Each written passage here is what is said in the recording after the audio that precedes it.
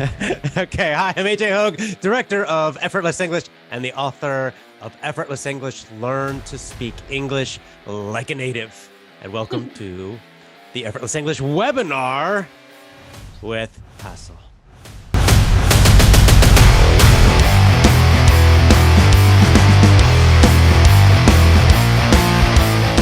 And this is what really created then the full Effortless English system. It's that combination of those language methods, stories and actions and energy and emotion, plus the psychological parts, motivation, right? Confidence building, changing your beliefs, your mindset, all of these things. And when you put those two together, then you get a very, very powerful system and great results. And I finally started to see great results for my students. And for me, that's it. That's how I created the Effortless English system.